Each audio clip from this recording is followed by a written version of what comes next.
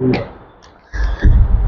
दोस्तों, मैं Narendra sir super 30 institute गुना में आपका तहे दिल से स्वागत करता हूं। और मेरा प्रयास रहता है कि ज्योग्राफी या कोई भी सब्जेक्ट है उससे किसी प्रकार से कोई भी क्वेश्चन ना छूटे और मैं 100% आपको वीडियो के माध्यम से, स्लाइड के माध्यम से 100% अच्छे से अच्छे कंटेंट देने की कोशिश करता हूं। तो आइए मेरे साथ जुड़िए और मेरे साथ आप भी मेहनत करिए, अपने सफलता के मार्ग को प्रशस्त कीजिए। तो चलते हम क्षेत्रफल भारत का पढ़ रहे थे, तो जिसमें मैं क्षेत्रफल की बात कर रहा था, इसमें हमारा जो 5वां वीडियो जो चालू हो रहा है, पहले तो आप समझ लीजिए भारत का क्षेत्रफल विथ मैप के लेक्चर नंबर 5 भारत का क्षेत्रफल यानी इंडियन ज्योग्राफी का फर्स्ट पार्ट चल रहा है। ऐसा पढ़ो दोस्तों कि सिलेक्शन हो जाए, है ना। जहां तक कि आप देख रहे होंगे, पूरा मेरा प्रयास है, आशा करता हूं कि आप मेहनत करेंगे मेरे साथ। तो चलिए बात करते हैं दोस्तों भारत के क्षेत्रफल की। क्षेत्रफल के मामले में अगर अपन बात करें तो क्षेत्रफल के मामले में सबसे बड़े भारत के केंद्र शासित प्रदेश, जिसमें अपन सबसे पहले पढ़ते हैं किसको, लद्दाख को। लद्दाख की अपन बात करें तो इस क्षेत्रफल के मामले में सबसे बड़ा यूनियन टेरिटरी है, सबसे बड़ा है। ये 59,146 वर्ग किलोमीटर में फैला हुआ है। अगर अपन बात करें तो दोस्तों देखेंगे कि लद्दाख आपको कहां देखने को मिलेगा। एक छोटा सा मैप लीजिए, एक छोटे से मैप में चलते हैं अपन। ये अपना छोटा सा एक मैप है इंडिया का, जिसमें मैं आपको लद्दाख बताने जा रहा हूं। इस प्रकार से लद्दाख से काफी क्वेश्चन आते हैं, जो अपन इस प्रकार से देखते हैं। भारत का एक छोटा सा मैप, इस प्रकार से अपन एक भारत का मैप देखते हैं, जहां पर आप देखेंगे ये आपका जम्मू कश्मीर वाला एरिया है ये, और ये आपका लद्दाख है। तो लद्दाख यूनियन टेरिटरी में सबसे बड़ा क्षेत्रफल के मामले में। लद्दाख की अपन बात करें तो देखा जाता है, हम देखते हैं कि लद्दाख में 7 जिलों की संख्या है। कितने जिले हैं? 7 जिले हैं।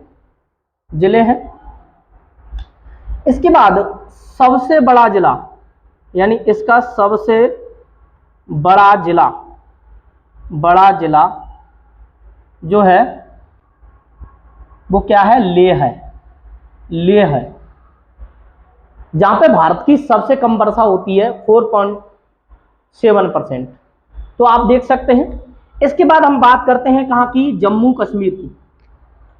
JSK जम्मू कश्मीर, और जम्मू कश्मीर आप देख रहे होंगे ये आपका देखने को मिलेगा JSK, जम्मू एंड कश्मीर। तो जम्मू कश्मीर का जो क्षेत्रफल है वो कितना है आपका? 42,240 वर्ग किलोमीटर में फैला हुआ है। जम्मू कश्मीर की अगर हम बात करें तो देखा जाता है कहीं ना कहीं जम्मू कश्मीर की 2 राजधानियां हैं, एक जम्मू और एक श्रीनगर, है ना। तो ये भी आपको ध्यान रखना है। अगर अपन जम्मू कश्मीर में बात करें तो टोटल जम्मू कश्मीर के जिलों की संख्या कितनी है? तो जम्मू कश्मीर में टोटल जिलों की संख्या 20 है। कितनी है? 20 जिले जम्मू कश्मीर में आते हैं, है ना। जबकि अभी वर्तमान में 31 अक्टूबर 2019 को ये यूनियन टेरिटरी के रूप में जाना जाने लगा है, भारत का एक केंद्र शासित प्रदेश है।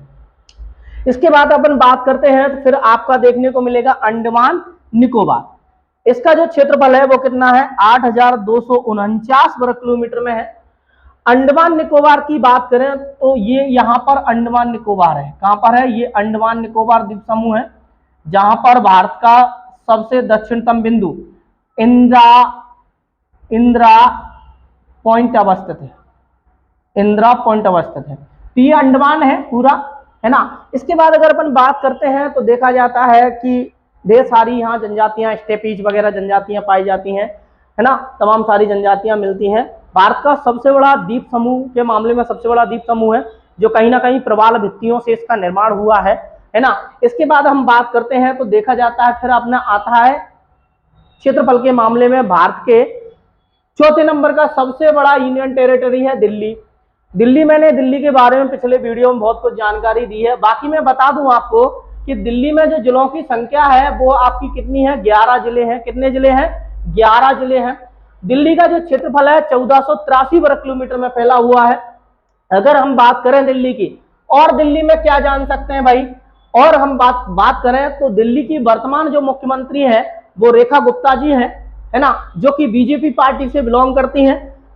दिल्ली में ये मुख्यमंत्री कौन है, और मुख्यमंत्री मैंने आपको बताया भैया, मुख्यमंत्री रेखा गुप्ता जी। कौन है, रेखा गुप्ता। रेखा गुप्ता जी जो किस पार्टी से बिलोंग करती हैं, बीजेपी पार्टी से हैं। किससे हैं, बीजेपी पार्टी से हैं। अच्छा, अगर बात करें अपन दिल्ली में कुल विधानसभा सीटों की, विधानसभा सीटें कितनी है, तो विधानसभा सीटें अगर अपन बात करेंगे तो बेटा कितनी है, 70 विधानसभा सीटें। कितनी है, 70 विधानसभा सीटें हैं, जिसमें से बीजेपी ने वर्तमान विधानसभा चुनाव में 48 सीटें जीती हैं, जबकि आम आदमी पार्टी ने 22 सीटें जीती हैं। तो आप ये देख सकते हैं। लोकसभा की अगर सीटें पूछी जाती हैं तो लोकसभा की सीटें 7 हैं। कितनी है, 7 हैं। अब राज्यसभा की पूछी जाती हैं तो राज्यसभा की 3 सीटें हैं। और लोकसभा में जो सातों की सातों सीटें हैं वो वर्तमान में बीजेपी के पास हैं। तो दिल्ली को अपन इस प्रकार से देख सकते हैं। बेसिकली सबसे प्रदूषित भारत की राजधानी के मामले में सबसे प्रदूषित राजधानी देखी जाती है ना। अब रेखा गुप्ता या फिर इस वर्तमान पार्टी से पहले कौन किसकी सरकार रही थी, तो आम आदमी पार्टी, अरविंद केजरीवाल, जो कि अपन देख सकते हैं अरविंद केजरीवाल एजुकेशन के मामले में काफी पॉपुलर रहे हैं, है ना।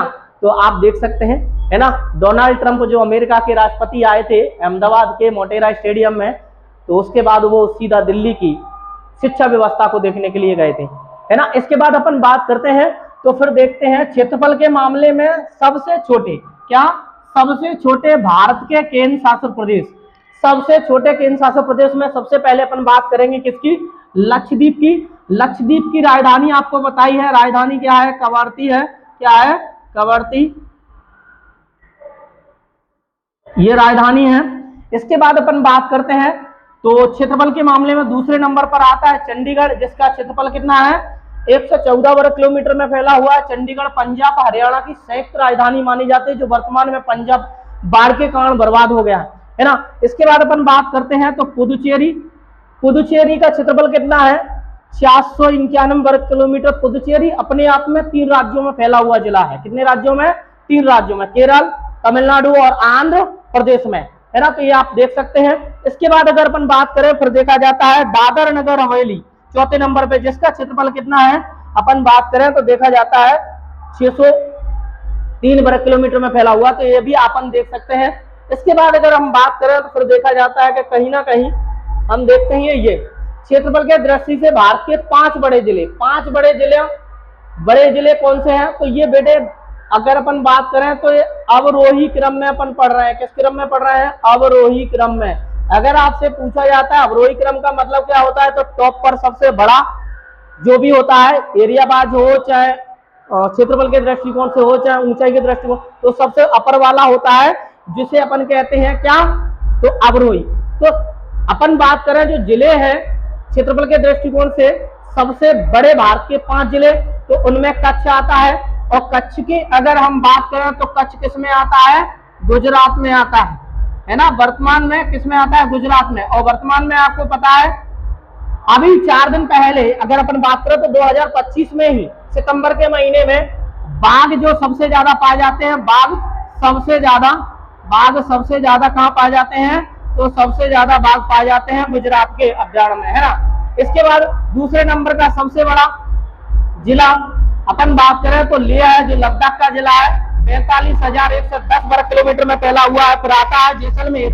जैसलमेर का क्षेत्रफल कितना है, तो आप जानते हैं 38,428 वर्ग किलोमीटर में फैला हुआ है। लेह किस में आता है, तो मैंने बता दिया था आपको, लद्दाख में आता है। किस में आता है, लद्दाख में आता है। उसके बाद जैसलमेर किस में आता है, तो बेटा राजस्थान में आता है। और राजस्थान में आता है तो आपको पता होगा राजस्थान में भी बीजेपी की सरकार है, और राजस्थान की जो राजधानी है वो जयपुर है, जिसे पिंक सिटी के नाम से जाना जाता है। इसके बाद बाड़मेर की अगर अपन बात करें तो देखा जाता है ये भी किस में आता है, राजस्थान में आता है। तो ये आपको थोड़ा सा ध्यान रखना है किसमें आता है, राजस्थान में, जिसका क्षेत्रफल कितना है 28,387 वर्ग किलोमीटर। फिर आता है बीकानेर, बीकानेर भी कहां पर है, राजस्थान में है। इसका जो क्षेत्रफल है वो कितना है, तो 27,284 वर्ग किलोमीटर में इसका क्षेत्रफल देखने को मिलता है। तो ये भी आपको ध्यान रखना है। अगर कोड के हिसाब से याद करना है तो ये कोड है जिसे कहा जाता है कलेजा बीबी का, का से कच्छ, ला से आपका लेह, जा से जैसलमेर, बा से बाड़मेर और बा से बीकानेर और का आपका अन्य शब्दों में आता है। तो ये आपको थोड़ा सा ध्यान रखना है। इसके बाद अगर अपन बात करें तो फिर देखा जाता है क्षेत्रफल के दृष्टि से भारत के सबसे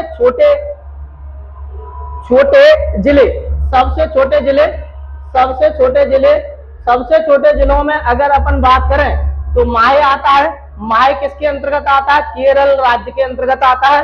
बेसिकली अगर अपन मैप में देखें तो देखो दक्षिण भारत में, चलिए आप इस प्रकार से ऐसे जाएंगे तो आपको माहे दिखेगा केरल वाले राज्य में, यहाँ कहीं आपको ये माहे वाला एरिया है, माहे जो किसमें आता है, केरल में आता है। किसमें आता है, केरल में आता है, ठीक है। इसके बाद अगर अपन बात करें तो फिर यहीं से आप इधर देखेंगे तो ये आपका तमिलनाडु और इसके बाद यहाँ पर आपको आंध्र प्रदेश देखने को मिलेगा। तो अपन बात करें तो यहाँ पर एक और है, बेसिकली इसमें कहा गया है कि माहे केरल में स्थित है। पुदुचेरी का जिला है और पुदुचेरी में 4 जिले आते हैं। स्वयं पुदुचेरी कितने राज्यों में फैला हुआ है, स्वयं पुदुचेरी 3 राज्यों में फैला हुआ है। कितने राज्यों में, 3 राज्यों में फैला हुआ है, अर्थात 4 जिले 3 राज्यों में आते हैं। कितने जिले, 4 जिले कितने में आता है, 4 जो जिले हैं आपके, ये जो जिले हैं वो 3 राज्यों में फैले हुए। वो कौन कौन से राज्य में फैले हुए हैं 4 जिले, तो माही अकेला किसमें है, केरल में है। माही किसमें है, केरल में है ना। तो ये आपको थोड़ा सा ध्यान रखना है, माहे आपका केरल में, ये माहे केरल में है। इसके बाद अगर अपन बात करें फिर आता है